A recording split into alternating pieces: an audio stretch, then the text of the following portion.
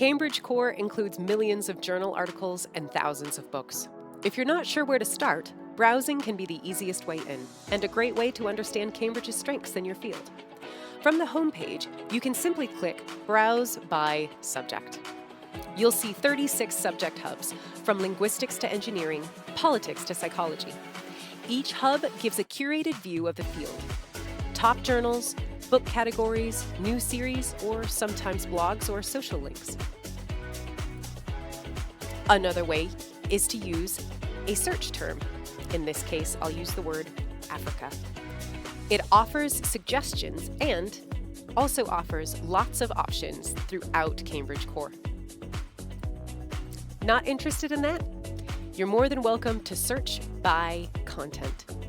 Over here in the Browse area, you can go to Subjects. From that place, you can click All Open Access Content, Journals, Books, Elements, Textbooks, our collections, or our partners. In this case, I'm going to click Open Access.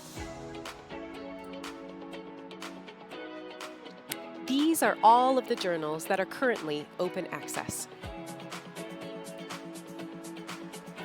As you browse, you can click Bookmarks in the upper right-hand corner to shortlist your favorite journals and book series. You can go to My Bookmarks to find them later. You can also set up alerts, see the bell here, in order to be notified of journal activity, so new content finds you. You can also set up an RSS feed. Click the RSS icon, copy the content, and paste it into your preferred RSS feed locator, such as Feedly or Zotero, to subscribe to new publications. Share this publication's content or location by clicking the Share button, and find the link that suits you for where you'd like to share the content. Also notice the access indicators. In this case, we have full access to this journal. Green tick.